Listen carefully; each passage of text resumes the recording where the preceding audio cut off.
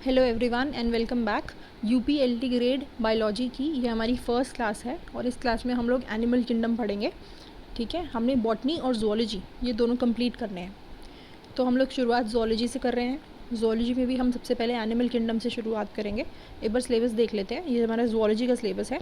Zoology के syllabus में जो हमारा फर्स्ट टॉपिक है which is principles of taxonomy, concepts of species, सब स्पीशीज़ एंड बाइनोमियल नोमेनक्लेचर। ये जो टॉपिक है ये हम अभी स्किप कर रहे हैं, अभी नहीं कर रहे, इसको हम बाद में करेंगे बिकॉज ये काफ़ी इजी टॉपिक है, मतलब इतना डिफिकल्ट नहीं है, इसमें ज़्यादा कुछ नहीं है हमको समझने के लिए। बट जो टॉपिक नंबर 2 है which is classification and general characteristics of the following phylas which is porifera, cnidaria, ctenophora, platyhelminthes et cetera et cetera, ये सब जो है ये काफ़ी इंपॉर्टेंट टॉपिक है, इससे क्वेश्चंस भी आते हैं। और हमने डिसाइड किया था, हमने स्ट्रैटेजी वाली वीडियो में भी बहुत अच्छे से डिस्कस किया था कि हम लोग प्रायोरिटी के बेसिस पे जो है ना सब्जेक्ट अपने सिलेबस को कवर करेंगे। जिस सब्जेक्ट से, जिस सिलेबस, जिस टॉपिक से क्वेश्चंस ज़्यादा आते हैं, आने के चांसेस ज़्यादा हैं, जो ज़्यादा वेटेज रखता है उसको हम पहले करेंगे। तो ये जो टॉपिक है इससे क्वेश्चंस भी आते हैं, इसमें मेंस में भी डेफिनेटली क्वेश्चन आने वाला है, क्योंकि अगर आप पॉइंट नंबर 2 और पॉइंट नंबर 3 देखोगे ना, दोनों रिलेटेड है, दोनों एनिमल किंगडम के ऊपर ही बेस्ड है। आप इसको अच्छे से पढ़ना, डिटेल से इसको याद भी करना। ठीक है, मैंने आपको बताया था कि आपको याद करना है सिलेबस, तो एटलीस्ट ये point number 2 and point number 3 आप इस क्लास के बाद याद करोगे, इस क्लास को रिवाइज करने से पहले। ठीक है, so this topic is important, इससे क्वेश्चंस आते हैं और क्वेश्चंस आएंगे, इससे मेंस में भी क्वेश्चन आएगा, डेफिनेटली आएगा। तो इस वजह से हम इसको कर रहे हैं। आज की जो क्लास है वो इस टॉपिक की सबसे इंपॉर्टेंट क्लास है, बिकॉज इसमें हम लोग जो है ना, जो भी कॉन्सेप्ट्स रिक्वायर्ड हैं इस पूरे टॉपिक को समझने के लिए, जो भी कॉन्सेप्चुअल अंडरस्टैंडिंग चाहिए होती है, जो जो इंपॉर्टेंट टर्म्स होती है, उनके मतलब होते हैं, वो सब आज की क्लास में हम समझेंगे। तो इस वजह से ये क्लास बहुत इंपॉर्टेंट है। ठीक है, उसके बाद तो हम बेसिक फीचर्स जो पढ़ेंगे वो आप लोग आज की क्लास के बेसिस पे ही आपको याद हो जाएंगे। तो जब हम सोचते हैं कि हमको रट्टा मारना पड़ता है, इसमें बहुत सारा अलग अलग फाइलाज हैं, उनके सबके फीचर्स पढ़ने पड़ते हैं, अलग से याद करने पड़ते हैं, वो रट्टे मारने वाला जो आपका डर है ना वो बिल्कुल दूर हो जाएगा। बिकॉज जब हम लोग इसको समझेंगे तो आपको रट्टा मारने की ज़रूरत ही नहीं पड़ेगी, आपको सब कुछ समझ आ जाएगा। ठीक है, तो वो जो सीक्वेंस होती है उसके अकॉर्डिंग जब हम पढ़ेंगे तो आपको समझ आएगा कि कौन से फीचर्स कहाँ से शुरुआत होते हैं, कहाँ से ख़त्म होते हैं। तो अगर आप अच्छे से ध्यान से सुनोगे तो ठीक है, क्लास में ध्यान से सुनना है, ये क्लास बहुत इंपॉर्टेंट है और इसके बाद इसको रिवाइज़ भी करना है। कोई भी डाउट है तो आप पूछ सकते हो। So let's start. तो 5 किंगडम क्लासिफिकेशन है जिसको हम डिटेल में पढ़ेंगे फर्स्ट वाले टॉपिक जब पढ़ेंगे, बट बताने के लिए you already know this fact कि 5 किंगडम क्लासिफिकेशन है, आर एच विट करने दी थी। और आज हम पढ़ेंगे एनिमल किंगडम, किंगडम एनिमिलिया। उसके अलावा ये टेक्सोनॉमिक कैटेगरीज होती हैं, ये हायरार्किकली अरेंज्ड है। ये जो टेबल, ये जो चार्ट है ये आपका एनसीईआरटी में गिवन है, जिसमें सबसे ऊपर आता है किंगडम, फिर आता है फाइलम, फिर class, order, family, genus, species. ये जो सीक्वेंस है आपको याद करनी है, वेरी वेरी इंपॉर्टेंट, आपको याद करनी है ये सीक्वेंस। उसके अलावा जितने भी फाइलम हैं सीक्वेंस में, porifera, coelenterata, ctenophora, platyhelminthes, aschelminthes, annelida, arthropoda, mollusca, echinodermata, hemichordata, chordates, इस तरीके से ये पूरी सीक्वेंस जो है, सीक्वेंस में आपको याद करना है। नहीं है तो करना है तो बहुत अच्छी बात है। So let's start. ये 2 चीज़ें आपको ज़रूर करनी है इस टॉपिक को बहुत अच्छे से समझने के लिए। So let's start. सबसे पहला जो टर्म इसमें आ रहा है वो है मेटाजोआ। मेटाजोआ क्या होता है? मेटाजोआ का मतलब होता है मल्टी सेलर एनिमल्स। हमें पता है कि एनिमल्स क्या होते हैं, एनिमल्स मल्टी सेलर होते हैं, राइट। तो जो मल्टी सेलर एनिमल्स होते हैं उनको हम बोलते हैं मेटाजोआ। तो ये टर्म बहुत इंपॉर्टेंट, अगर आपसे कोई पूछ ले पेपर में मेटाजोआ लिखा हो, आप कैसे समझोगे मेटाजोआ क्या होता है? So this is metazoa is multi cellular animals के ग्रुप को हम बोलते हैं, group of multi cellular animals is known as metazoa. उसके बाद कुछ बेसिक फीचर्स हैं यहाँ पे एनिमल्स के, एनिमल किंगडम के बेसिक फीचर्स लिखे हुए हैं, जैसे कि हेट्रोट्रॉप्स होते हैं। हेट्रोट्रॉप्स आप सबको पता है क्या होते हैं हेट्रोट्रॉप्स? यूकैरियोट्स होते हैं, यूकैरियोट्स भी आपको पता ही होंगे। उसके बाद मल्टी सेलर होते हैं, मूवमेंट एंड लोकोमोशन शो करते हैं, ग्रोथ शो करते हैं, मतलब ग्रो करते हैं।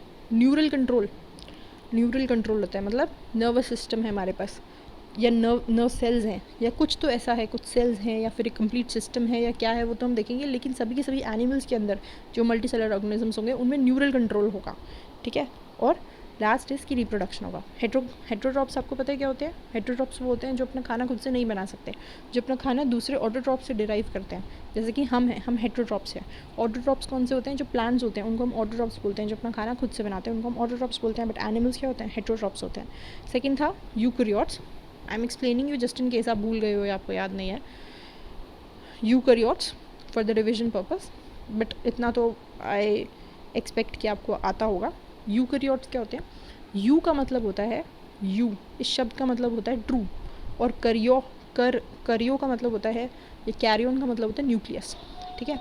तो ट्रू न्यूक्लियस, जिनके पास ट्रू न्यूक्लियस होती है, तो जो एनिमल्स हैं उनके पास होती है ट्रू न्यूक्लियस। यूकैरियोट्स वो होते हैं जिनके पास होती है ट्रू न्यूक्लियस। ट्रू न्यूक्लियस मतलब उनका सारा का सारा न्यूक्लियर मटेरियल जो होता है वो एक न्यूक्लियस के अंदर होता है, एक मेम्ब्रेन बाउंड न्यूक्लियस के अंदर होता है, ठीक है। एक मेम्ब्रेन बाउंड न्यूक्लियस के अंदर सारा का सारा न्यूक्लियर मटेरियल होगा, तो उसको हम बोलते हैं यूकैरियोट्स। जैसे प्रोकैरियोट्स हैं, बैक्टीरियाज, मोनेरा, उनके अंदर जो है न्यूक्लियर मटेरियल वो पूरे बैक्टीरिया के सेल में ऐसे ही बिखरा रहता है, जेनेटिक मटेरियल, आपने देखा होगा, तो वो प्रोकैरियोट्स कहलाते हैं। प्रिमिटिव टाइप ऑफ न्यूक्लियस होती है उनके अंदर, उनके अंदर एक वेल डिफाइंड न्यूक्लियस नहीं होती, तो उनको प्रोकैरियोट्स बोलते हैं। इधर यूकैरियोट्स के अंदर वेल डिफाइंड न्यूक्लियस होती है, न्यूक्लियर मटेरियल इंक्लोज्ड होता है एक न्यूक्लियर मेम्ब्रेन के अंदर, ठीक है।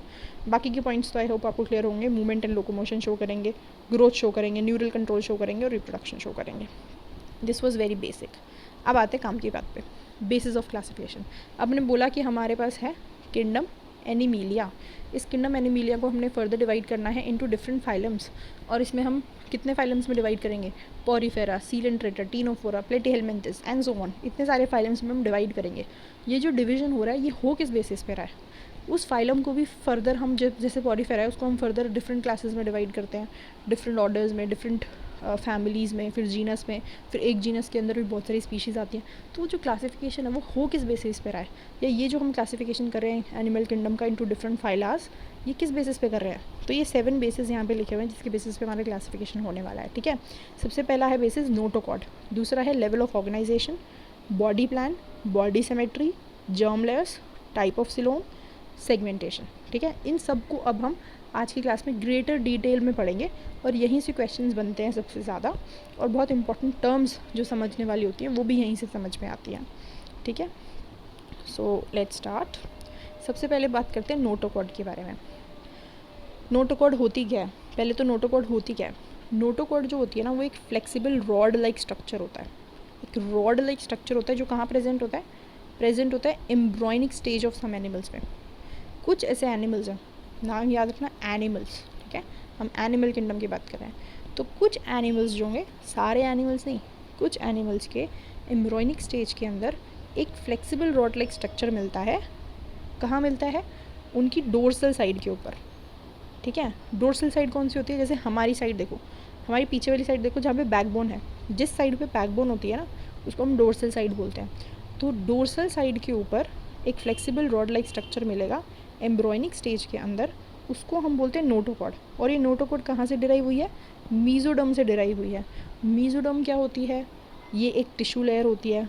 अब ये टिश्यू लेयर्स क्या होती हैं वो हम आगे पढ़ेंगे, जब हम जर्म लेयर्स पढ़ेंगे तो वो डिटेल में पढ़ेंगे, बट यहाँ पे बस याद रखने के लिए कि मीजोडर्म से डिराइव्ड होती है, डोर्सल साइड पे प्रेजेंट होती है नोटोकॉर्ड, और ये फ्लेक्सिबल रॉड लाइक स्ट्रक्चर है which is present in the embryonic stage of some animals, और जिन एनिमल्स में प्रेजेंट है उनको हम बोल देते हैं कॉर्डेट्स। तो इसी नोटोकॉर्ड के बेसिस पे क्लासिफिकेशन हो रहा है of Metazoa into 2 categories, Chordata and non chordates. तो नॉन कॉर्डेटा क्या होंगे? जिनके पास नोटोकॉर्ड नहीं होगी वो होंगे नॉन कॉर्डेटा, जिनके पास नोटोकॉर्ड प्रेजेंट होगी वो होंगे कॉर्डेटा, ठीक है। कौन कौन से होते हैं नॉन कॉर्डेटा? नॉन कॉर्डेटा होते हैं पोरिफेरा से शुरू होके सीलेंट्रेटा और फिर टीनोफोरा तक, ठीक है। उसके बाद Platyhelminthes, Aschelminthes, Annelida, Arthropoda, Mollusca, Echinodermata, hemichordates, hemichordates तक जो होते हैं वो नॉन कॉर्डेट्स कहलाते हैं। उसके बाद कॉर्डेटा आता है, फाइलम कॉर्डेटा, उनके पास होती है नोटोकॉर्ड प्रेजेंट। तो ये इसलिए मैंने आपको बोला था कि आपको ये सीक्वेंस याद करनी है, पोरिफेरा से लेकर कॉर्डेटा तक की पूरी सीक्वेंस आपको बिल्कुल सीक्वेंस में याद होना चाहिए, सो दैट आपको ये चैप्टर अच्छे से समझ में आए, सारे फीचर्स अच्छे से समझ में आए और कोई कन्फ्यूजन भी ना हो, ठीक है। क्योंकि आगे फिर ये सारी चीज़ें रिलेट होती जाएंगी, आप एक फीचर से दूसरे फीचर को रिलेट कर पाओगे, ठीक है। तो इसलिए पहले याद कर लेना ये सीक्वेंस, तभी ये याद हो पाएगा। तो Metazoa on the basis of notochord is divided into 2 categories, non Chordata and Chordata. Non chordates में वो आते हैं सारे के सारे पोरिफेरा से लेकर हेमिकॉर्डेटा तक, सारे के सारे नॉन कॉर्डेटा में आते हैं, और उसके बाद आता है कॉर्डेटा जिसके पास नोटोकॉर्ड प्रेजेंट होती है। यहाँ पे मैंने क्लासिफिकेशन कॉर्डेटा की फर्दर लिख दी है, अगर आप या बाकी हम इसको आगे भी डिस्कस करेंगे, बट मैंने यहाँ पे भी लिख दी है। जैसे Chordata is further divided into Protochordata and Euchordata. Protochordata फिर फर्दर डिवाइडेड है यूरोकोर्डेटा एंड सिफेलोकोर्डेटा में। सिफेलोकोर्डेटा के एग्जांपल्स लिखे हुए हैं, जैसे सिफेलोकोर्डेटा का एग्जांपल है एम्फिऑक्सिस और यूरोकोर्डेटा का एग्जांपल है हर्डेवेनिया। ऐसे ही यूरोकोर्डेटा के अंदर आते हैं वर्टिब्रेटा। अब जो वर्टिब्रेटा है, इस पॉइंट को ध्यान से देखना, कोर्डेटा के अंदर आ गया यूकोर्डेटा और यूकोर्डेटा के अंदर आ गया वर्टिब्रेटा। इस वर्टिब्रेटा के अंदर फर्दर डिवीजन होता है into Pisces, Aves, reptiles, amphibians and Mammalia. ठीक है, ये जो क्लासिफिकेशन है ये यहाँ पे इतनी इंपॉर्टेंट नहीं है, इसको हम अच्छे से देखेंगे, आगे डिटेल में डिस्कस करेंगे जब हम कोर्डेट्स पढ़ेंगे। बट यहाँ पे बस बात याद रखने वाली है कि कोर्डेटा के अंदर ही आता है वर्टिब्रेटा। ठीक है, इसी के बेसिस पे ये 4 स्टेटमेंट्स मैंने आपको दी हुई हैं। ये 4 स्टेटमेंट्स बहुत इंपॉर्टेंट हैं एग्ज़ाम पॉइंट ऑफ व्यू से। इस तरीके से क्वेश्चंस आते हैं कि आपको बताना इसमें से कौन सी सही है कौन सी गलत है। All non chordates are invertebrates, all invertebrates are non chordates, all chordates are vertebrates and all vertebrates are chordates. थोड़ा सा सोचो और उसके बाद कमेंट करो नीचे एंड देन देखना कि सही है कि नहीं तुम्हारा जो भी थॉट प्रोसेस है इसके बारे में। तो ये बहुत कंफ्यूजिंग स्टेटमेंट्स हैं। ठीक है, इस तरीके की क्वेश्चन से ही एग्ज़ाम में घुमाया जाता है।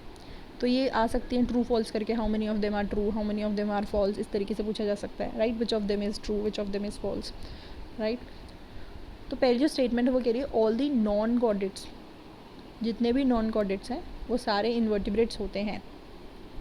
All the non chordates are invertebrates, ये स्टेटमेंट बिल्कुल सही है। ठीक है, दिस इज़ वेरी ट्रू। फिर है all the invertebrates are non chordates, ये स्टेटमेंट फॉल्स है। ठीक है, सारे के सारे इन्वर्टिब्रेट्स जो होते हैं वो नॉन कॉर्डेट्स नहीं होते हैं। तीसरी स्टेटमेंट, तीसरी से पहले चौथी स्टेटमेंट देखो, all the vertebrates are chordates, सारे के सारे वर्टिब्रेट्स, ये सारे के सारे वर्टिब्रेट्स जो हैं क्या ये कॉर्डेट्स हैं? बिल्कुल हैं, बिल्कुल हैं। So this statement is true. Then all the chordates are vertebrates, क्या सारे के सारे कॉर्डेट्स वर्टिब्रेट्स हैं? नहीं, कुछ कॉर्डेट्स तो प्रोटोकॉर्डेट्स भी हैं, जरूरी थोड़ा ना सारे के सारे वर्टिब्रेट्स हों। तो दिस स्टेटमेंट इज़ फॉल्स। तो ये बीच की 2 स्टेटमेंट्स फॉल्स हैं, बाकी की दोनों statements first and last statement true है। ठीक है, तो इस तरीके के स्टेटमेंट्स को हमने बहुत ध्यान से पढ़ना है और बहुत ध्यान से ही समझना है पहले, उसके बाद पेपर में जब आए तो ध्यान से पढ़ना है और ध्यान से आंसर करना है। ठीक है, लेट्स मूव अहेड। अब जो हमारा सेकेंड बेसिस ऑफ क्लासिफिकेशन था, एक बार पीछे चलते हैं दिखाती हूँ। फर्स्ट बेसिस ऑफ क्लासिफिकेशन हमने कर लिया है नोटोकॉर्ड। नोटोकॉर्ड के बेसिस पे हमने कॉर्डेटा एंड नॉन कॉर्डेटा के बीच में डिवीजन कर लिया।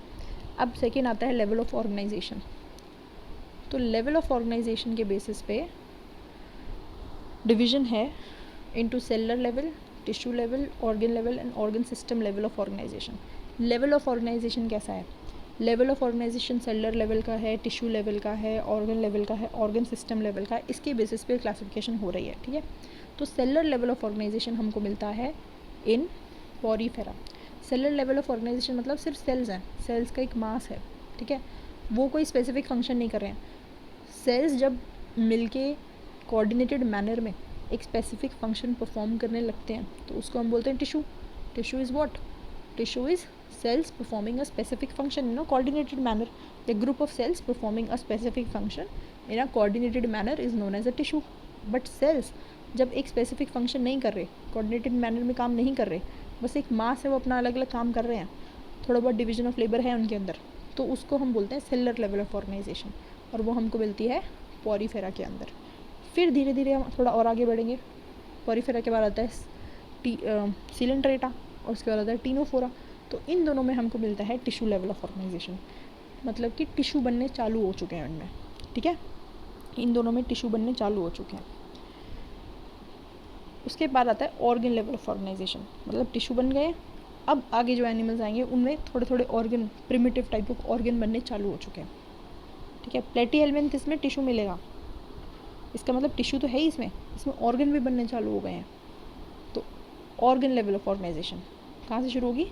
प्लेटीहेल्मिन्थेस। तो हम प्लेटीहेल्मिन्थेस से बोलते हैं कि प्लेटीहेल्मिन्थेस के अंदर प्रिमिटिव काइंड ऑफ ऑर्गन्स मिलते हैं। ठीक है, उसके बाद आता है organ system level of organisation, जैसे कि हम हैं, हमारे अंदर organ system level of organisation present है। ऑर्गन सिस्टम जैसे कि डाइजेस्टिव सिस्टम देख लो, हमारा डाइजेस्टिव सिस्टम है जिसमें कितने सारे ऑर्गन्स प्रेजेंट हैं, स्टमक भी है, इंटेस्टाइन भी है, पैंक्रियास भी है, और वो सब मिलके क्या कर रहे हैं, एक कोऑर्डिनेटेड मैनर में काम कर रहे हैं। इसका मतलब वो एक सिस्टम की तरह काम कर रहे हैं, एक सिस्टम है जो कि कोऑर्डिनेटेड मैनर में काम कर रहा है। वो कहाँ से शुरू हो रहा है, वो शुरू हो रहा है एस्केलमेंथिस से। एस्केलमेंथिस से ऐसा होना शुरू हो रहा है, और एस्केलमेंथिस के बाद कॉर्डेटा तक जो है ये प्रेजेंट होते हैं। हम आते हैं ना कॉर्डेटा के अंदर, तो हमारे अंदर भी यही मिलेगा।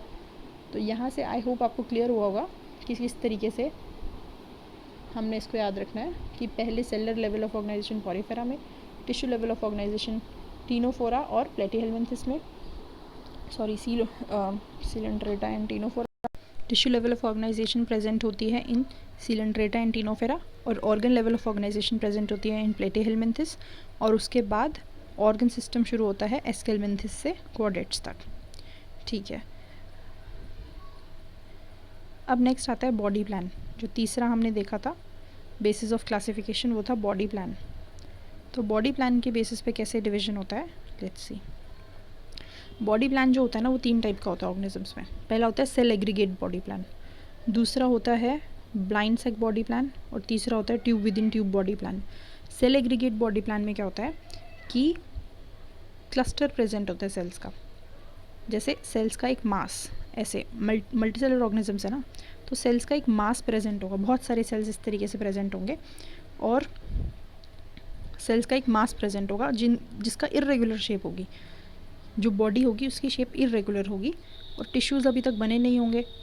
ठीक है, इसका मतलब कोई स्पेसिफिक फंक्शन वो सेल्स नहीं कर रहे होंगे, बस थोड़ा बहुत उनके अंदर डिवीजन ऑफ लेबर होगा कि हाँ बहुत सारे सेल्स हैं, तो कोई सेल कुछ कर रहा होगा, कोई सेल कुछ कर रहा होगा, लेकिन एक स्पेसिफिक कोऑर्डिनेटेड मैनर में वो काम नहीं कर रहे होंगे। तो कोई स्पेसिफिक फंक्शन वो लोग अभी नहीं कर रहे होंगे, इस वजह से टिश्यू नहीं बना होगा, बस एक मास ऑफ सेल होगा, बहुत सारे सेल्स एक साथ होंगे जो अलग अलग काम कर रहे होंगे, थोड़ा बहुत डिफरेंट काम कर रहे होंगे, और इस तरीके का बॉडी प्लान होगा। तो और सिमेट्री भी नहीं होगी इसमें, इस तरीके से इरेगुलर शेप होगी इसकी, तो इसको हम बोल देंगे सेल एग्रीगेट बॉडी प्लान, जो कि हमको मिलता है पॉरीफेरा के अंदर। सबसे सिंपल जो है वो हमको कहाँ मिलेगा, सबसे सिंपल वाले फाइलम के अंदर ही, तो पॉरीफेरा मिलेगा। उसके बाद आता है ब्लाइंड सेक बॉडी प्लान।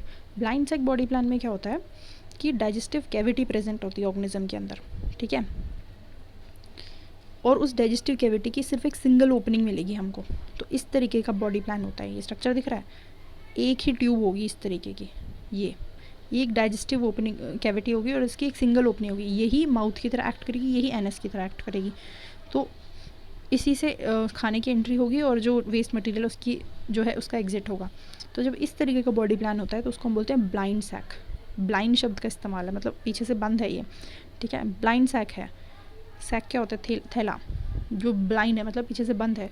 तो वो जो ब्लाइंड सैक बॉडी प्लान है वो हमको मिलता है इन सीलेंट्रेटा, टीनोफोरा और प्लेटीहेलमिन्थिस। प्लेटीहेलमिन्थिस तक हमको इस तरीके से मिलता है। ये जो स्ट्रक्चर दिखाई दे रहा है, ये देख के कुछ याद आ रहा है?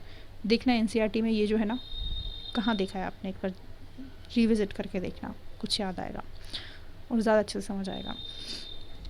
ऐसा स्ट्रक्चर कहाँ देखा है, ऐसा डायग्राम देखना एक बार। ठीक है, तो हमने पहले देखा body plan, cell aggregate body plan, फिर उसके बाद blind sac body plan. Blind sac body plan में हमारे पास सीलेंट्रेटा, टीनोफोरा, प्लेटीहेलमिन्थिस हो गया। उसके बाद जो थर्ड टाइप होता है वो होता है tube within tube body plan. Tube within tube body plan इस तरीके का होता है, दिख रहा है किस तरीके का है, डायग्राम एक बार अच्छे से बना कर दिखा देती हूँ। जैसे ये पूरा उसका बॉडी प्लान है, ट्यूब है एक, ये बड़ी ट्यूब है, और ट्यूब के अंदर एक और ट्यूब है, this is tube within tube. ये डाइजेस्टिव ट्रैक्ट है, उसमें एक जो एंट्री है वो, 2 एंट्रीज़ हैं यहाँ पे ट्यूब विद इन ट्यूब में, 2 ओपनिंग्स है। जैसे ब्लाइंड सैक में सिर्फ एक ही ओपनिंग थी, वही माउथ की तरह, वही एनएस की तरह। यहाँ पे एक माउथ की तरह एक्ट करेगी और एक एनएस की तरह एक्ट करेगी tube within tube body plan के अंदर। तो यही डिफरेंस है। तो जब हम ज़्यादा बेटर स्पेशलाइजेशन की तरफ जाएंगे और आगे जाएंगे और ज़्यादा डेवलप्ड ऑर्गेनिजम्स की तरफ जाएंगे तो हमको tube within tube body plan मिलेगा। तो हम प्लेटीहेलमिन्थिस के आगे जाएंगे, जैसे कि एस्केलमेंथिस में जाएंगे, और एस्केलमेंथिस के आगे हम पूरा क्वाड्रेट्स तक जहाँ तक जाएंगे हमको यही बॉडी प्लान मिलेगा, क्योंकि यहीं तक हम पढ़ रहे हैं 3 टाइप के ही होते हैं। तो ये क्लियर हो गया कि जो सबसे सिंपल होगा वो पॉरीफेरा में मिलेगा। फिर उससे थोड़ा कॉम्प्लेक्स की तरफ हम जाएंगे तो सीलेंट्रेटा, टीनोफोरा, प्लेटीहेलमिन्थिस में मिलेगा, और उसके बाद और कॉम्प्लेक्स की तरफ जब हम जाएंगे तो हमको मिलेगा tube within tube body plan. ठीक है, अब tube within tube body plan के अंदर हमने बोला कि 2 ओपनिंग्स हैं। तो जब 2 ओपनिंग्स हैं तो उनमें से पहले कौन सी आई, पहले कौन सी आई और बाद में कौन सी आई उसके बेसिस पे फर्दर क्लासिफिकेशन हो जाता है इनटू प्रोटोस्टोम्स एंड ड्यूट्रोस्टोम्स। प्रोटोस्टोम्स वो होते हैं जिनमें कि पहले माउथ बनता है, ठीक है, मतलब माउथ पहले बनता है, माउथ फॉर्म्स फर्स्ट। और ड्यूट्रोस्टोम्स वो हैं जिनके अंदर एनस फॉर्म्स फर्स्ट। तो प्रोटोस्टोम्स और ड्यूट्रोस्टोम्स में क्लासिफिकेशन देख ली। अब प्रोटोस्टोम्स कौन कौन से होंगे, इन्हीं को, एक मिनट, हमने देखा कि इनमें है tube within tube body plan. जिनमें tube within tube body plan है इनको फर्दर हमने डिवाइड कर दिया ऑन द बेसिस ऑफ कि माउथ पहले बना या एनएस पहले बनी। तो जो पहले वाले होंगे मोलस्का तक ये हो जाएंगे हमारे प्रोटोस्टोम्स, जिनमें माउथ पहले बनेगा। फिर इकाइनोडर्मेटा, हेमिकॉर्डेटा और कॉर्डेटा जो हो जाएंगे वो हो जाएंगे ड्यूट्रोस्टोम्स। तो इनमें एनएस पहले बनेगी, ठीक है। तो इस तरीके से हमको समझ में आ गया प्रोटोस्टोम्स कौन होते हैं और ड्यूट्रोस्टोम्स कौन से होते हैं। और प्रोटोस्टोम्स और ड्यूट्रोस्टोम्स समझने के लिए हमको पता होना चाहिए कि tube within tube body plan भी होता है, एक चीज़ होती है, एक tube within tube body plan, ठीक है। आई होप ये क्लियर है। आगे चलते हैं। अब नेक्स्ट जो बेसिस ऑफ क्लासिफिकेशन है जिसको हम बोलते हैं सिमेट्री, बॉडी सिमेट्री, यहीं पे लिखा हुआ है बॉडी सिमेट्री, ठीक है। बॉडी सिमेट्री के बेसिस पे हम क्लासिफिकेशन करते हैं फर्दर। अब बॉडी सिमेट्री के बेसिस पे अगर हम देखें तो सिमेट्री तीन तरीके की अगेन फिर होती है। एक होती है एसिमेट्रिकल बॉडी प्लान, एक होता है रेडियल और एक होता है बायलेटरल। एनसीईआरटी में थी नहीं गिवन है, लेकिन एक शब्द है बायरेडियल, ये भी बहुत इंपॉर्टेंट है। इसको कभी कभी हम बायलेटरल से कंफ्यूज कर सकते हैं, बट ये बहुत डिफरेंट है और बहुत इंपॉर्टेंट भी है, ठीक है। इस पर क्वेश्चन आ सकता है कॉम्पिटिटिव एग्जाम्स में, बहुत ज़्यादा लाइकली है, और लाइकली है कि हम इसको गलत भी कर सकते हैं बिकॉज हमको नहीं पता। तो अब जान लेते हैं। तो एसिमेट्रिकल क्या होता है? एसिमेट्रिकल मतलब जिसकी कोई सिमेट्री नहीं हो, कहीं से भी उसको काटो वो बिल्कुल इक्वल हिस्सों में डिवाइड ही नहीं होगा, चाहे कहीं से काट लो। तो मोस्ट शब्द है मोस्ट, ऑल नहीं, मोस्ट ऑफ द पॉरीफेरास क्या होते हैं? एसिमेट्रिकल होते हैं, ठीक है। उसके बाद होता है रेडियल सिमेट्री और बायरेडियल सिमेट्री। रेडियल सिमेट्री का मतलब होता है कि जब भी हम किसी ऑर्गेनिज्म को काटेंगे दो इक्वल हाफ्स के अंदर इस तरीके से कि उसको कट कर रहे हैं थ्रू दी सेंटर, मतलब इस तरीके से काटेंगे दो इक्वल हाफ्स में, that it passes from any plane. Let me explain it थोड़ा बेटर तरीके से कि whenever an animal is divided into two equal halves, दो इक्वल हाफ्स में काटना है, फ्रॉम एनी प्लेन काटना है, एनी प्लेन याद रखना है, किसी भी प्लेन से काटो, दो इक्वल हाफ्स में काटो और इस तरीके से काटो कि सेंटर से काटो और टॉप टू बॉटम काटना है, ठीक है। From any plane passing through the centre, cut from top to bottom, ऊपर से लेकर नीचे तक, ऊपर से लेकर नीचे तक काटना है। किसी भी प्लेन में काटो, इसमें काटो, इसमें काटो, वो दो इक्वल हिस्सों में डिवाइड हो जाएगा, दो हिस्से इक्वली डिवाइड हो जाएंगे, चाहे किसी भी प्लेन से काटो उसको, तो हम उसको बोलेंगे रेडियल सिमेट्री, ठीक है। जैसे कि सम ऑफ द पॉरीफेरास, सम उसमें बोला था मोस्ट ऑफ द पॉरीफेरास, इधर some of the Poriferas also have radial symmetry. Coelenteratas, Hydra है, जेलीफिश है, they also have radial symmetry. कि अब उसको किसी भी प्लेन में काटो फ्रॉम टॉप टू बॉटम, किसी भी प्लेन में काटो वो दो इक्वल हिस्सों में डिवाइड हो जाएगा, प्रोवाइडेड कि वो प्लेन सेंटर से पास करना चाहिए, ठीक है। उसके बाद होता है by radial symmetry. By radial symmetry भी सेम ही है कि आपने टॉप टू बॉटम काटना है, दो प्लेन से कटेगा, लेकिन सब उसमें था एनी प्लेन, इसमें होगा सिर्फ दो प्लेन्स। कोई भी दो प्लेन से काटोगे तो दो इक्वल हिस्से आएंगे, अदरवाइज़ नहीं आएंगे, ठीक है। सिर्फ दो प्लेन से ही कटने पे वो दो इक्वल हिस्सों में डिवाइड होगा। फ्रॉम टॉप टू बॉटम काटना है और वो प्लेन सेंटर से पास होना चाहिए। तो इस तरीके से जब हम काटते हैं तो उसको बोलते हैं बायरेडियल सिमेट्री। और इसमें आता है सी एनिमनी। सी एनिमनी एक सीलेंट ट्रेट है, ठीक है। तो ये यहाँ पे एक एक्सेप्शन होगा। नॉर्मली ये बायरेडियल सिमेट्री हमको मिलती है टीनोफोरा के अंदर, टीनोफोरा में नॉर्मली मिलती है, लेकिन सी एनिमनी जो है वो यहाँ पे एक एक्सेप्शन है, इसलिए बहुत इंपॉर्टेंट है क्योंकि नॉर्मली सीलेंट ट्रेट्स के अंदर रेडियल सिमेट्री हमको मिलती है। तो ये वाला पॉइंट भी हमारे लिए इंपॉर्टेंट हो गया क्योंकि ये एक exception and exceptions are very important in zoology, तो हमको याद रखना है। उसके बाद आता है बायलेटरल सिमेट्री। बायलेटरल सिमेट्री का मतलब होता है दैट आपको उस ऑर्गेनिज्म को काटना है इनटू टू इक्वल हाफ्स, सिर्फ एक ही प्लेन से।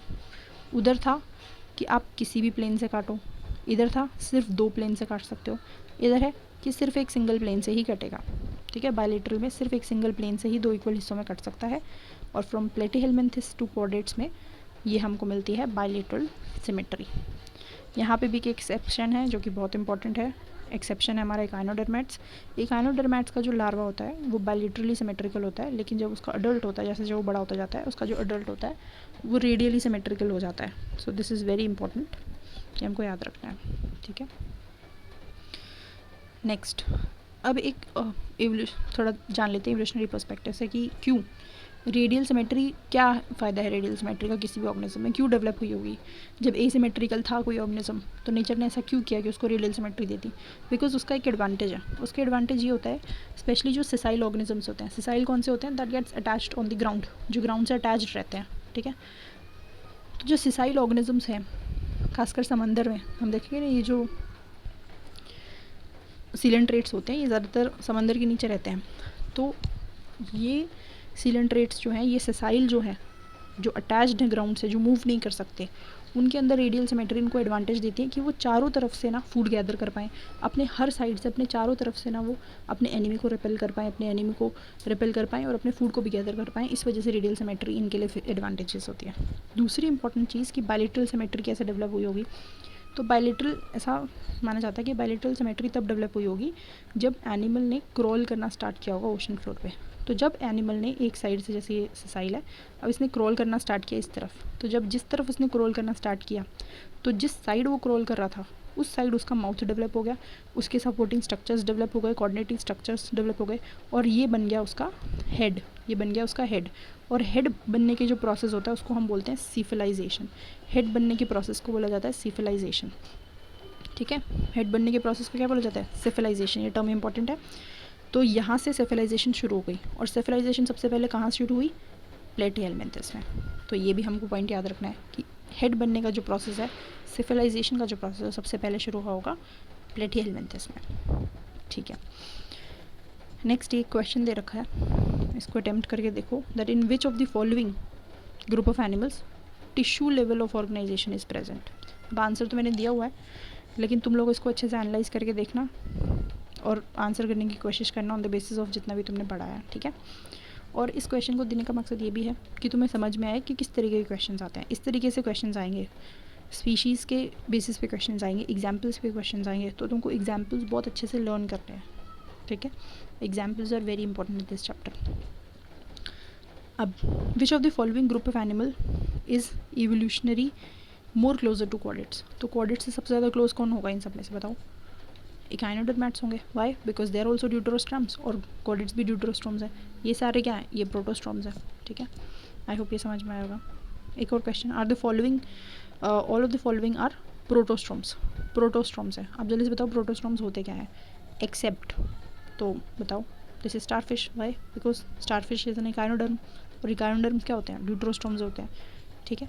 तो इस टाइप के क्वेश्चन हमको बहुत जल्दी जल्दी अटैम्प्ट करना है। बहुत जल्दी जल्दी कब हम अटैम्प्ट कर पाएंगे? जब हमने इस वाले चैप्टर को बहुत अच्छे से रिवाइज़ किया होगा, बहुत अच्छे से समझ के अच्छे से रिवाइज़ किया होगा, और सारे एग्जाम्पल्स भी याद किए होंगे। हमें पता होना चाहिए कि सिल्वर फिश कहाँ आती है। सिल्वर फिश एक आर्थ्रोपोड है, ये हमको पता होना चाहिए। फेरेटिमा क्या होता है? अर्थवॉर्म होता है। अर्थवॉर्म किस में आता है? एनालिडा में होता है। ये सब जब हम आगे पढ़ेंगे अभी, तब हम अच्छे से एग्जाम्पल्स याद करेंगे। अभी हम बेसिक्स ही पढ़ रहे हैं, बट ये बस बताने के लिए कि इस तरीके के क्वेश्चन आ सकते हैं, ठीक है। Next is which group of the animal has similar body plan and body symmetry, ठीक है। तो अगेन ये भी आपकी कॉन्सेप्चुअल अंडरस्टैंडिंग पे डिपेंड करता है। इस क्वेश्चन को आंसर करने के लिए हमको सबसे पहले पता होना चाहिए कि बॉडी प्लान क्या होता है, बॉडी सिमेट्री क्या होती है, राइट। तभी हमको पता होगा ना कि सिमिलर किस में है, ठीक है। I hope you understand. उसके अलावा फिर हमको एग्जाम्पल्स भी पता होने चाहिए कि फ्रॉग कहाँ आता है, कौन से फाइलम के अंदर आता है, कौन सी क्लास के अंदर आता है, सी एनेमनी कहाँ आता है, ठीक है। टेप फॉर्म किस में आता है, तभी हम इस क्वेश्चन को आंसर कर पाएंगे। नेक्स्ट क्वेश्चन है कि in which of the following animal, मैं दोबारा से डिस्कस करूँगी इसको, एक बार तुम लोग अपने आप से इसको इन क्वेश्चंस को करने की कोशिश करो इस पूरे को रिवाइज करने के बाद, ठीक है। In which of the following animal symmetry changes from bilateral to radial. ये देखो, ये बहुत इंपॉर्टेंट फैक्ट है, मैंने अभी भी बताया था कि बायलेटरल टू रेडियल किस में हो जाती है? इकाइनोडर्मेट्स में हो जाती है, तो हमको पता है। बट अब इनमें से इकाइनोडर्मेट कौन सा है? तो सी अर्चिन है इकाइनोडर्मेट, जेलीफिश नहीं है, स्नेल नहीं है, डॉगफिश नहीं है। कब पता होगा? जब हमने एग्जाम्पल्स अच्छे से याद किए होंगे, ठीक है। आई होप थोड़ा आइडिया लग रहा होगा। कि हमने किस तरीके से इनको पढ़ना है। Okay, next is germ layers. Okay, तो जर्म लेयर होती क्या है? सबसे पहले तो ये बताओ कि जर्म लेयर होती क्या है। जर्म लेयर जो होती है ना, वो लेयर है which helps in the formation of organs. ऐसा यहाँ पे लिखा हुआ कि these are the layers which helps in the formation of organs, organ formation में हेल्प करती है। लेकिन होती क्या है? तो जर्म लेयर्स जो होती हैं वो लेयर्स होती हैं जो कि एम्ब्रॉयनिक डेवलपमेंट के दौरान बनती हैं। जब भी किसी ऑर्गेनिज्म का डेवलपमेंट हो रहा था इनसाइड द एम्ब्रियो, तो उसके अंदर सेल डिविजन्स होते हैं। ये हमको पता होगा कि एक सिंगल सेलर ऑर्गेनिज्म से फिर मल्टीपल सेल डिवीजन होती रहती है एंड फाइनली फिर वो एक स्ट्रक्चर धीरे धीरे बनता जाता है, जो भी ऑर्गेनिज्म उसको बनाना है। तो उसी दौरान एम्ब्रॉयनिक डेवलपमेंट के दौरान कुछ लेयर्स बनती हैं बॉडी के अंदर, ठीक है। वो जो लेयर्स बनती हैं वो लेयर्स रिस्पॉन्सिबल होती हैं बाकी के सारे टिश्यूज़ और ऑर्गन्स के फॉर्मेशन के लिए। वही लेयर्स जो बनेंगी, जो बाकी के सारे टिश्यूज़ और ऑर्गन्स को बनाएंगी, उन लेयर्स को हम बोलते हैं germ layers. So these are the layers which are form during the embryonic development which leads to the formation of all the tissues and organs, ठीक है। और ये तीन होती हैं basically, ectoderm, endoderm and mesoderm. Ectoderm, endoderm and mesoderm. अब for example हम अपने अंदर देखते हैं, या किसी भी ऑर्गेनिज्म के अंदर जो हमारी स्किन होती है या नर्वस सिस्टम होता है वो एक्टोडर्म से बनता है। ऐसे ही जो मसल्स होते हैं या नोटोकॉर्ड होती है वो मीजोडर्म से बनती है। अब याद है मैंने आपको बताया था कि notochord is derive from mesoderm, तो ये वही मीजोडर्म है जो नोटोकॉर्ड को बना रही है। सिमिलरली यही मीजोडर्म है जो हमारे मसल्स टिश्यू को बनाती है। तो ये जर्म लेयर्स डिफरेंट ऑर्गन्स और डिफरेंट टिश्यूज़ को बनाती है। अब किसी ऑर्गेनिजम्स के अंदर तो है ना तीनों जर्म लेयर्स प्रेजेंट होंगी और किसी में सिर्फ 2 प्रेजेंट होंगी। तो जिनमें सिर्फ 2 प्रेजेंट है उनको हम बोलते हैं डिप्लोब्लास्टिक। जिनमें सिर्फ 2 जर्म लेयर्स प्रेजेंट है उनको हम बोलते हैं डिप्लोब्लास्टिक। कौन सी प्रेजेंट होंगी? एक्टोडर्म एंड एंडोडर्म, मीजोडर्म नहीं प्रेजेंट होगी। और जिसमें तीनों प्रेजेंट है, एक्टोडर्म, एंडोडर्म, मीजोडर्म, उनको हम बोलते हैं ट्रिप्लोब्लास्टिक ऑर्गेनिजम्स, ठीक है। इतना समझ में आया? अब यहाँ पे एक लाइन लिखी हुई है कि इन अनडिफरेंशिएटेड एनिमल्स, इन डिप्लोब्लास्टिक एनिमल्स, ये डिप्लोब्लास्टिक एनिमल्स जो हैं इनके अंदर 2 मैंने बोला एक्टोडर्म और एंडोडर्म प्रेजेंट है, लेकिन इन एक्टोडर्म और एंडोडर्म के बीच में भी एक अनडिफरेंशिएटेड लेयर प्रेजेंट होती है। उस अनडिफरेंशिएटेड लेयर को हम बोलते हैं मीजोग्लिया, ठीक है। ये शब्द याद रखना, मीजोग्लिया। मीजोडर्म नहीं प्रेजेंट होती, इसमें प्रेजेंट होती है मीजोग्लिया, लेकिन वो अनडिफरेंशिएटेड है, वो डिफरेंशिएटेड नहीं है, वेल डिफाइंड नहीं है, ठीक है। जिस तरीके से मीजोडर्म वेल डिफाइंड होगी एक्टोडर्म और एंडोडर्म के बीच में, वैसे मीजोग्लिया वेल डिफाइंड नहीं होगी, बट हाँ एक अनडिफरेंशिएटेड लेयर प्रेजेंट होती है इन दी डिप्लोब्लास्टिक ऑर्गेनिजम्स। तो ये डिप्लोब्लास्टिक ऑर्गेनिजम्स का फीचर है मीजोग्लिया, इसको हमने याद रखना है। Okay, now let's move forward. अब ये एक डायग्राम है जो मैंने दिया हुआ है, वैसे आपके एनसीईआरटी में भी इस तरीके से दिया हुआ है ये डिप्लोब्लास्टिक ऑर्गेनिजम्स का डायग्राम, जिसमें देखो बीच में ये जो होलो स्ट्रक्चर दिख रहा है ये आपका गट है, ठीक है। ये आपका गट है, उसके गट के चारों तरफ ये जो आपको दिख रहा है एंडोडर्म, ब्लैक कलर का जो स्ट्रक्चर है, ब्लैक कलर की जो लेयर दिख रही है ये आपकी एंडोडर्म की लेयर है, ये ब्लैक वाली, ठीक है। उसके बाद बीच में दिख रही है मीजोग्लिया रेड वाली, और उसके बाद जो ब्लू कलर में है या पर्पल कलर में है वो है आपकी एक्टोडर्म। तो आउटर लेयर होती है एक्टोडर्म, बीच में होती है मीजोडर्म, और बिल्कुल अंदर होती है एंडोडर्म। एंडोडर्म जो होती है वो लाइन कर रही होती है हमारे गट को, ये बहुत इंपॉर्टेंट लाइन है। हमारा गट है उसको लाइन करती है हमारी मीजोडर्म, हमारी एक्टोडर्म, उसके बाद आती है मीजोडर्म, उसके बाद होती है एक्टोडर्म। बट ये डिप्लोब्लास्टिक ऑर्गेनिज्म का स्ट्रक्चर है, इस वजह से यहाँ पे मीजोडर्म ना होकर मीजोग्लिया है। यहाँ पे देखो मीजोडर्म और मीजोग्लिया में क्या डिफरेंस है, यहाँ पे अनडिफरेंशिएटेड दिख रही है, यहाँ पे ये लाल रंग वाली जो लेयर है ये बहुत डिफरेंशिएटेड है, यहाँ पे आपको सेल्स बहुत अच्छे से दिखाई देंगे। This is mesoderm and this is a structure of a triploblastic organism. वहीं पे डिप्लोब्लास्टिक में जो मीजोग्लिया दिख रही है ये एक अनडिफरेंशिएटेड जेली लाइक लेयर होती है। तो ये एक अनडिफरेंशिएटेड जेली लाइक लेयर होती है और इसके अंदर ज़्यादा ऑर्गन फॉर्मेशन नहीं होता, ठीक है, क्योंकि इनका काम तो ऑर्गन फॉर्मेशन का ही होता है, तीनों लेयर्स का डिफरेंट ऑर्गन बनाने का। लेकिन मीजोग्लिया के अंदर ज़्यादा ऑर्गन्स नहीं बन पाते हैं, ठीक है, इसलिए ये प्रिमिटिव ऑर्गेनिजम्स के अंदर हमको डिप्लोब्लास्टिक मिलेगी। और ट्रिप्लोब्लास्टिक हमको फिर ज़्यादा एडवांस ऑर्गेनिज्म की तरफ जैसे जैसे हम जाएंगे तो हमको triploblastic level of germ layer मिलेंगी, वो ट्रिप्लोब्लास्टिक होंगे, ठीक है। तो डिप्लोब्लास्टिक का क्या एग्जांपल होगा? Porifera, Coelenterata, Ctenophora. और ट्रिप्लोब्लास्टिक कहाँ से शुरू होगी? प्लेटीहेलमिन्थिस से लेकर आगे सब ट्रिप्लोब्लास्टिक हैं।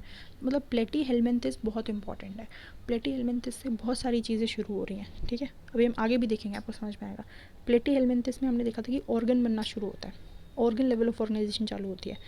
और ये ट्रिप्लोब्लास्टिक भी है, मतलब तीनों लेयर इसमें प्रेजेंट है और वो लेयर रिस्पॉन्सिबल है ऑर्गन फॉर्मेशन के लिए।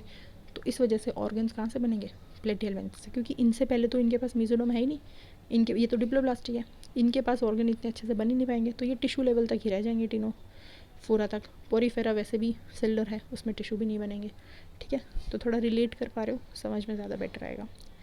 अब types of coelom, next basis of classification है टाइप्स ऑफ सिलोम, कि सिलोम कैसा है। सिलोम क्या होता है, सबसे पहले तो सिलोम का मतलब होता है बॉडी कैविटी। यहाँ पे एक डायग्राम बना रखा है, समझ में आए तो देखो क्या बना हुआ है इधर। देखो मान लो ये हमने बोला था tube within tube body plan, एक तरीके से हमने पढ़ा था कि tube within tube body plan होता है इस तरीके का, राइट। और बीच में ये हमारा गट होता है, ये वही चल रहे हैं सारे ऑर्गेनिजम्स, ये हमारा गट होता है। अब इसके जो साइड वाली जो लेयर होती है, ये वाली जो लेयर होती है, ये एक्टोडर्म होती है, जो इधर इसको लाइन करके रखी हुई आउटर, जो बॉडी का आउटर सरफेस है उसको लाइन करके रखी है, वो है एक्टोडर्म।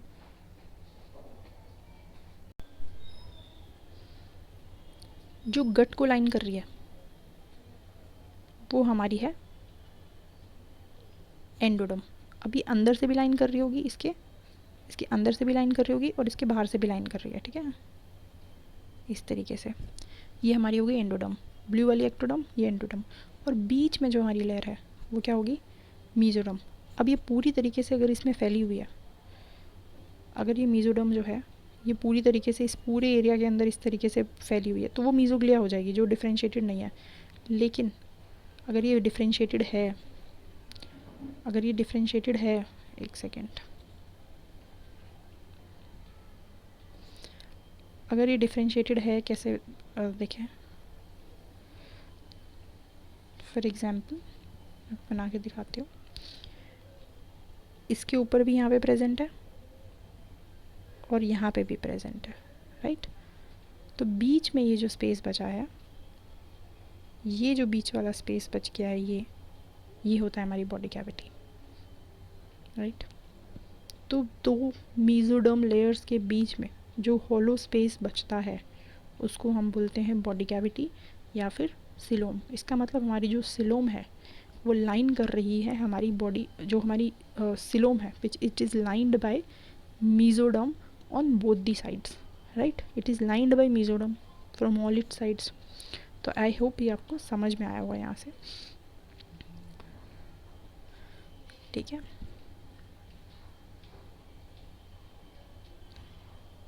अब आगे चलते हैं। तो टाइप्स ऑफ सिलोम कैसे कैसे होते हैं। सिलोम समझ में आया, सिलोम क्या होती है, बॉडी कैविटी।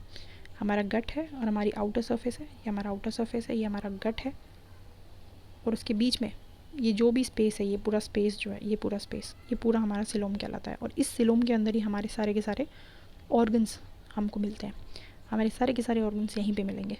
तो जो ट्रिपल प्लास्टिक होंगे उनमें हमको ऑर्गन्स मिलेंगे। ट्रिपल प्लास्टिक प्लेटीहेलमिन्थेस से शुरू है, ऑर्गन भी प्लेटीहेलमिन्थेस से शुरू है, राइट। नाउ सिलोम तीन टाइप, अब क्लासिक टाइप्स ऑफ सिलोम तीन टाइप के होते हैं, ए सिलोम, सीडोसिलोम और यू सिलोम। ए सिलोम का मतलब होता है नहीं है coelom, without body cavity. Coelom means body cavity, there is no coelom, there is no body cavity. For example platyhelminthes, platyhelminthes में हमको कोई बॉडी कैविटी नहीं मिलती है। प्लेटीहेलमिन्थेस में क्या होता है कि पूरे के पूरे एरिया के अंदर ही हमको वो मिलेगी, मीजोडर्म मिलेगी, जैसे मैंने आपको दिखाया था। ये दिख रहा है स्ट्रक्चर क्या है, गट है, साइड में पूरे में मीजोडर्म फैली हुई है, ये पूरे इस पूरे एरिया में मीजोडर्म है, गट के चारों तरफ एक्टोडर्म है, और ये आउटर साइड पे आपको एक्टोडर्म दिखेगी और अंदर साइड पे आपको एंडोडर्म दिखेगी, और पूरे एरिया में आपको मीजोडर्म दिखेगी, जिसकी वजह से यहाँ पे आपको कोई कैविटी नज़र नहीं आ रही, यहाँ पे कोई कैविटी नहीं है, राइट। पूरे में मीजोडर्म ही मीजोडर्म है, तो बॉडी कैविटी है ही नहीं। तो ये ए सिलोमेट हो गया, और ए सिलोमेट कौन होते हैं, प्लेटीहेलमिन्थेस। उसके बाद आता है स्यूडोसिलोम, ये शब्द आपने बहुत बार सुना होगा, स्यूडोसिलोमेट्स है। स्यूडोसिलोमेट्स का क्या मतलब होता है, कैविटी तो प्रेजेंट है बट कैविटी जो है ना वो कम्प्लीटली लाइंड नहीं है बाय द मीजोडर्म। कैविटी भी प्रेजेंट है, मीजोडर्म भी प्रेजेंट है, बट जो कैविटी है वो मीजोडर्म से कम्प्लीटली लाइंड नहीं है, ठीक है।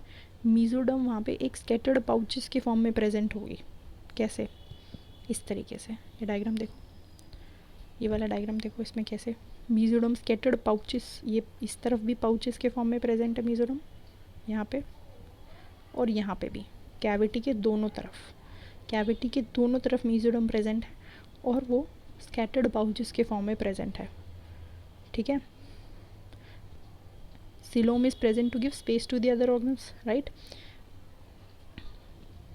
और ये स्यूडोसीलोम किस में प्रेजेंट होगी, एस्केलमेंथिस में। इसका इकलौता एग्जाम्पल है एस्केलमेंथिस। तो एसिलोमेट्स हो गए प्लेटिहेलमिन्थिस, स्यूडोसिलोमेट्स हो गए एस्केलमेंथिस, उसके बाद आएगा यूसिलोमेट। यूसिलोमेट मतलब ट्रू सिलोम। अब हमको फाइनली ट्रू सिलोम मिल जाएगी, मतलब सिलोम प्रेजेंट होगी और वो कम्प्लीटली लाइंड होगी by the mesoderm on both the sides. या फिर हम बोलें कि कैविटी जो है it is between the mesoderm layer, या फिर हम बोलें कि जो कैविटी है it is lined by mesoderm completely on both the sides. Cavity is coelom only, ठीक है। तो इसमें आपको दिख रहा है कि बीच में हमको कैविटी दिख रही है, यूसिलोम दिख रहा है, कहाँ पे मार्क कर रखा है, ये यूसिलोम है, इसके दोनों तरफ हमको मीजोडम लाइन दिख रही है and mesoderm lining is also complete. ये हमको दिखेगी एनालिडा से लेकर आगे ऑनवर्ड्स, एनालिडा ऑनवर्ड्स सब में कॉर्डेटा तक। तो आई होप ये क्लियर होगा। यहाँ पे देखो एसिलोमेट, ये एसिलोमेट है, ये एसिलोमेट है, पूरे एरिया के अंदर जो है ना मीजोडम भर चुकी है, तो कोई सिलोम कोई कैविटी नहीं। ये हमारा गट है, ये जो है ये गट है, गट के चारों तरफ हमको ब्लैक वाली जो दिख रही है एंडोडम दिख रही है, फिर मीजोडम दिख रही है और फिर ये जो ब्लू वाली है ये एक्टोडम दिखेगी, राइट। यहाँ पे फिर हम जाएँ बी में स्यूडोसिलोमेट। स्यूडोसिलोमेट में देखो सिलोम जो है पाउचेस के फॉर्म में प्रेजेंट है, एक्टोडम भी है, एंडोडम भी है, गट भी है और सिलोम भी है, लेकिन मीजोडम पाउचेस के फॉर्म में है। तो ऑर्गन्स इतने बढ़िया नहीं बन पाएंगे, इतने ज़्यादा नहीं बन पाएंगे, तो organ system level of organisation तक जाने में प्रॉब्लम आएगी। लेकिन फिर जब ये आएगा एनालिडा ऑनवर्ड्स तो हम देखेंगे कि यहाँ पे हमको दिखेंगे बहुत ही बढ़िया ऑर्गन्स और ऑर्गन सिस्टम्स डेवलप होते हुए दिखेंगे, क्योंकि यहाँ पे हमको एक्टोडम भी दिखेगी, अंदर एंडोडम भी दिख रही है, देखो एंडोडम भी दिख रही है गट के चारों तरफ, और एंडोडम के चारों तरफ इस तरफ भी मीजोडम है और उस तरफ भी मीजोडम है और बीच में हमारी बॉडी कैविटी है, राइट। तो ये हमारा हो गए सिलोमेट्स, ट्रू सिलोमेट्स, क्योंकि इसके पास है ट्रू सिलोम और इस ट्रू सिलोम के अंदर डेवलप होंगे ट्रू ऑर्गन्स, ठीक है, बिकॉज इसका काम ही वो है। सिलोम के अंदर ऑर्गन्स होते हैं और जर्म लेस का काम होता है ऑर्गन को बनाना, और सिलोम का काम होता है उन ऑर्गन्स को पोजीशन देना, वहाँ पे रखना उसको, उसके लिए स्पेस क्रिएट करना। इट्स बेसिकली अ कैविटी या स्पेस, ठीक है। So this was all about coelom जो हमने पढ़ा। इसके बाद प्लेटिहेलमिन्थिस, जैसे यहाँ पे लिखा हुआ है Platyhelminthes have a primitive type of organs, that's why it did not need a true coelom क्योंकि हाँ वही है कि ट्रू सिलोम नहीं है इसलिए प्रिमिटिव ऑर्गन्स हैं, या प्रिमिटिव ऑर्गन्स होते हैं इसलिए ट्रू सिलोम की इसको ज़रूरत ही नहीं है। दोनों तरफ से कैसे भी बोल दो, बात एक ही है, ठीक है। तो हमने देखा कि ऑर्गन, अब यहाँ से देखना प्लेटिहेलमिन्थिस कितना इंपॉर्टेंट होगा, आगे भी देखना प्लेटिहेलमिन्थिस कितना इंपॉर्टेंट होगा, क्योंकि यहाँ से बहुत सारे ट्रेंड्स हमको ऑब्जर्व करने को मिलेंगे कि ट्रिप्लोब्लास्टिक है, तीनों लेयर है, फिर तीनों लेयर होने की वजह से ही इसमें ऑर्गन डेवलप होंगे। तो ऑर्गन सबसे पहले प्लेटिहेलमिन्थिस में डेवलप होंगे, एसिलोमेट होगा और इस वजह से प्रिमिटिव ऑर्गन्स होंगे। उसके बाद एस्केलमेंथिस में स्यूडोसिलोमेट हो गया, ट्रू सिलोमेट एनालिडा से शुरू होंगे, ठीक है। उसके बाद अब सिलोम के जो टाइप्स हैं वो हम देख लेते हैं। ट्रू सिलोम्स, जो ट्रू सिलोमेट्स होंगे, अभी तक हमने देखा था ट्रिप्लोब्लास्टिक है, डिप्लोब्लास्टिक है, ट्रिप्लोब्लास्टिक है। उसके बाद देखा सिलोम, अब देख रहे हैं कि सिलोम है, एसिलोमेट है, स्यूडोसिलोमेट है, ट्रू सिलोमेट है। अब ट्रू सिलोमेट है तो दो टाइप की सिलोम्स होगी, शाइजोसिलोम और एंटेरोसिलोम। ये जो है ना, अब हम सिलोम के बाद फिर हम बॉडी सेगमेंटेशन देखेंगे, उसके बाद हम लोग देखेंगे organ systems, different systems, digestive system के बेसिस पे कैसे ट्रेंड आगे जा रहा है, सर्कुलेटरी सिस्टम के बेसिस पे कैसे जा रहा है, वेस्कुलर सिस्टम कैसा है, ठीक है। और फिर फर्दर हम मेटाजोआ की क्लासिफिकेशन देखेंगे, यू मेटाजोआ वगैरह, और फिर फाइनली इसको हम समराइज़ करेंगे इस पूरे टेबल में, तो और कुछ क्वेश्चंस करेंगे। ये सब मुझे लगता है वीडियो भी बहुत लंबी हो गई है, तो एक काम करते हैं, ये मैं नेक्स्ट वीडियो के अंदर डालती हूँ। और इस वीडियो में अगर आपको कुछ अच्छा लगा हो तो वो भी बताना, कोई टीचिंग मेथोडोलॉजी में अगर कोई चेंज चाहिए तो वो भी बताना, और कोई डाउट हो तो वो भी पूछ सकते हो in the comment section. So this was all for this video. If you have any doubt do let me know in the comment section, ठीक है, प्लीज़ बताना। और कैसी लगी वीडियो ये भी बताना, और इसके जो नोट्स हैं, ये जो सारे नोट्स हैं ये आपको टेलीग्राम चैनल पे मैं डाल दूँगी, वहाँ पे आपको मिल जाएंगे, ठीक है। Thank you so much. आगे का नेक्स्ट वीडियो में कंटिन्यू करते हैं। All the best.